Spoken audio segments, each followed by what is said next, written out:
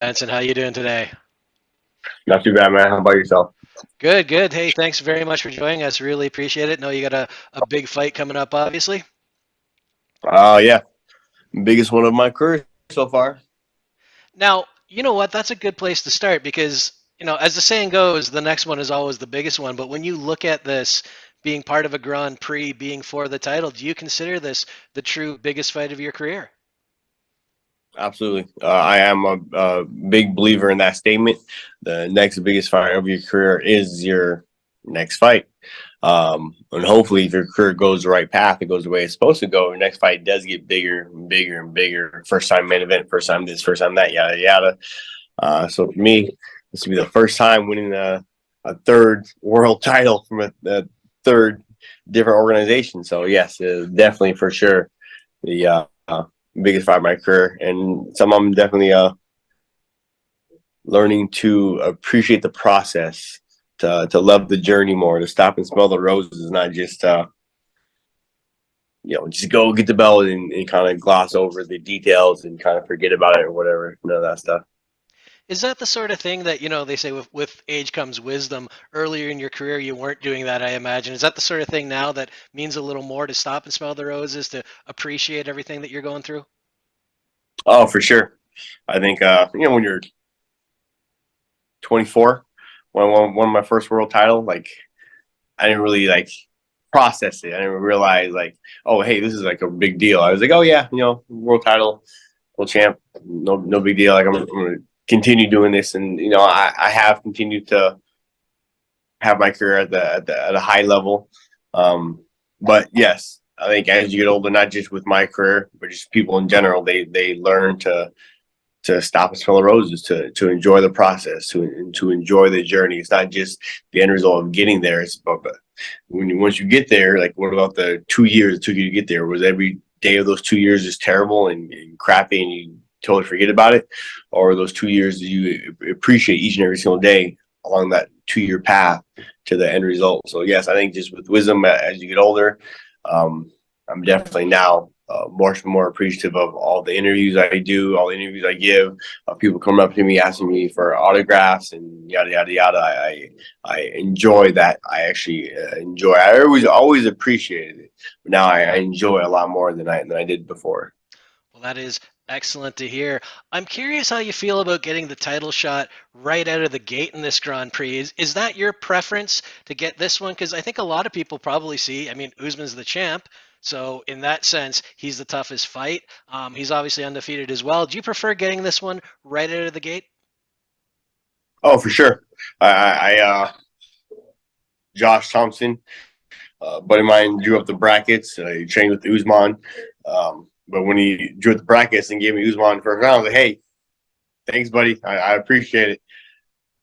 Usman, excuse me, being the champ, being the belt holder right now for sure.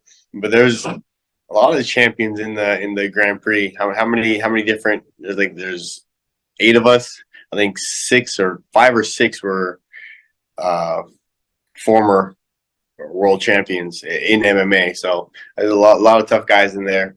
But definitely, I appreciate the matchup. I think Usman, if you want to be the champion, you have to beat everybody, right? It doesn't matter whether you beat him here or here or here. It doesn't matter. You got to beat him anyway. So I love the matchup though. I just want to confirm, you said Josh Thompson drew up the brackets. Is that something Bellator did with him, or? I'm pretty sure. Don't quote me on that, but I'm pretty sure that it was made public that everyone knows that Josh Thompson drew up the brackets, and he was. I think he's on record of having said that. Oh, why'd you make up so many marquee matchups in the first round? And then he was on record. I think he's on video saying, "Hey, I wanted to make these matchups just in case they don't happen later on, because somebody could lose or somebody could get hurt or whatever happens. You might not see freaking these 2 guys. So let's give them the very first round. I think it was like a Pitbull versus AJ. Like, why have those guys as a first round match? I guess that's an amazing matchup. Those are 2 of your biggest stars for a long time now. Why give them in the first round? It's like, hey, we might not see it in the finals. We might not see it in the next rounds. To give you the fans they want right away. It's give them, the big matchup. So like that's pretty smart. I think that's pretty smart. Well, Josh definitely knows the division, and you're right. We've seen a number of tournaments in the past where you hope to see, like with the Strikeforce heavyweight tournament comes to mind.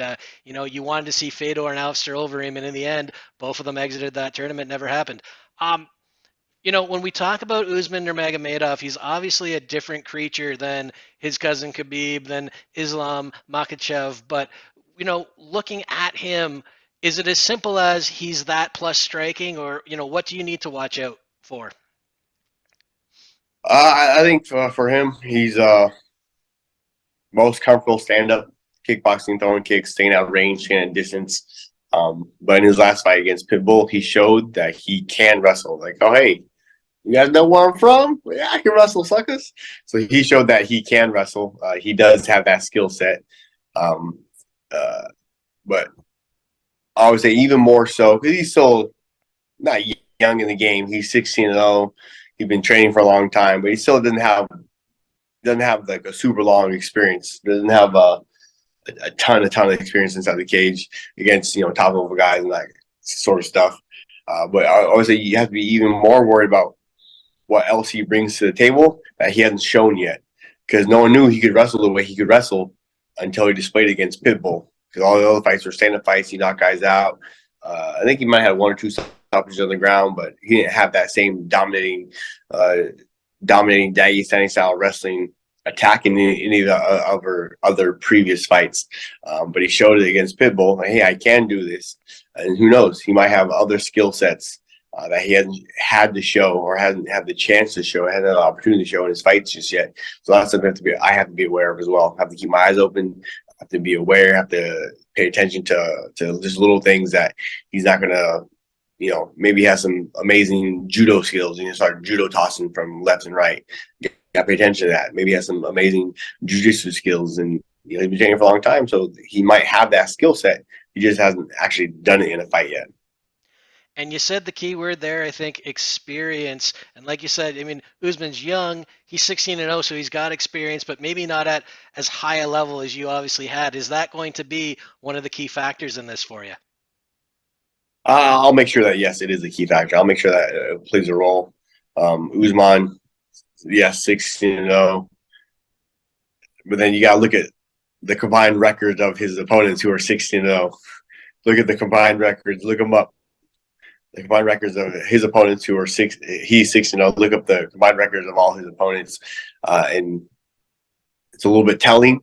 He's still the champion. He still has a belt around his waist. He's still a man right now. But definitely, you can tell from his opponent's records that he doesn't have uh, a ton of experience inside the cage just yet. Absolutely. Now, assuming all goes your way at Bellator 292, are there any other fighters you have your eye on in this Grand Prix, or does it matter? I know Brent Primus is out there. You'd probably like to get that back, but is there anyone you've got your eye on in particular? I don't think there's anybody in particular. First and foremost, for sure, is Usman. I'm gonna take care of business the night of March 10th. Get my hand raised, get the belt around my waist, and then wait to see whoever else is after that. But all the guys, they are all tough, top notch. Like they're all, like I said, about 5 or 6 former champs in there. Adrian McKee has the experience of winning a Grand Prix previously. No one else has that experience. So yeah, I think it's no matter who I face after being Usman, it's going to be a tough fight. Definitely. And when you talk about the rest of the field, and I'm not a guy who likes to make this comparison too much, and it comes up in the media a lot, and I know Scott Coker gets asked about it a lot, but when you've got guys like Tofik Musayev, Shabli, AJ McKee in this Grand Prix, do you feel that at this point Bellator has the number one lightweight division when you look at the UFC or one or anywhere else? I think if you look anywhere, line us up, match this up, do a big, huge promotional cross promotion deal, and line up your top 8 versus our top 8. We'll see who wins the most. Let's find out. I think talk is cheap. You can always do what if this, what if that. Oh, this matchup, blah blah. Let's find out, suckers. Let's do it. Line up your top 8 versus our top 8. I'm sure we would all love to see that someday. I think we know it's probably unfortunately not too likely to happen in the long run. Um, But the other factor here, and you mentioned this earlier, is you are looking at potentially your third championship in a major promotion. Obviously, WEC, UFC, and now potentially Bellator. What would it mean to you to claim that third title? Because we've seen people try. Eddie Alvarez tried to go over to one, didn't work out there for him. Chris Cyborg's done it. She's been a dominant force. But what would it mean to you to actually have that accolade? It's going to mean the world to me. It's going to mean the absolute world to me. Getting that third belt, that means everything, absolutely everything. It makes all the choices, all the decisions I've made leading up to this were the right decisions, were the right choices. I think that there's some hard decisions, so that made some hard choices, and getting this third belt is going to put a stamp that it was all worth it. That I worked my butt off enough that it was all the right decisions along the way. So that this third belt means the world to me. It is everything to me. When we talk about the hard decisions, there was a time, and I want you to correct me if I'm wrong on this, but I think it was after, not the Primus fight, um, or maybe it was the Primus fight. You kind of sounded like you were hinting at maybe retirement, maybe you were going to call it a career, and then you re-signed with Bellator. How close did you come to hanging them up and not having this opportunity? Oh, I never thought about retiring before. I just never uh, broached my broached my field of vision of what I was thinking about, what I was seeing. I think maybe at one point it was just the last fight of my contract. So I didn't know if Bellator would want me back. They paid me a lot of money. So I didn't know if they wanted to pay me any more money or not. And I, being uh, high level fighter, I'm not going to go fight for a smaller regional show or market, nothing like that. So if Bellator didn't want me, then I was going to be done. Thankfully, Bellator wanted me for former fights.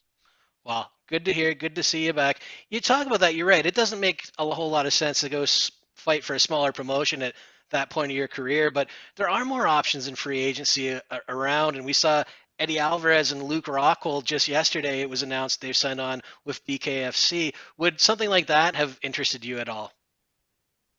Ooh, my wife is actually not going to let me, not going to allow me. Happy wife, happy life. She said I can't do BKFC unless they come with a was it seven figure deal. So I was like, okay. But that's super interesting though. Like BKFC, bare knuckle. I'm game for it. I think it'd be great. I think I'd be more like a freaking uh, Floyd Mayweather. I'd be much more about that defense. I don't know if I'd be a star attraction for BKFC just because I'd be all about that defense, all about that defense. But man, that's it is an option for fighters leaving their mixed martial arts career to get into bare knuckle boxing. Some of those guys are making a good amount of money, a good chunk of change. But man, it's a brutal way to make your money there.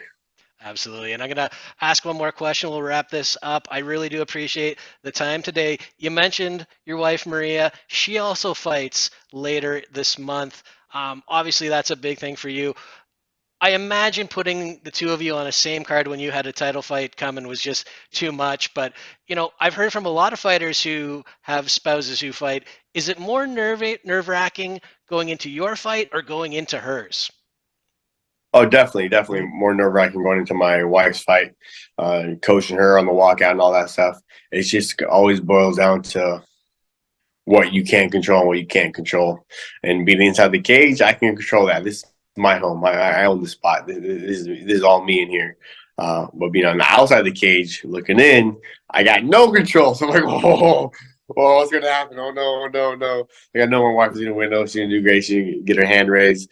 But still, just the not being able to control that aspect, cannot be able to control what happens inside the cage.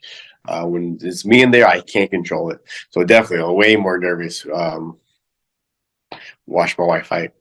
All right. Well, good stuff. Looking forward to both of your fights. Thanks very much again for the time today, Benson. Bellator 292. I'm sure everyone's going to be watching. Thank you, man. I appreciate it.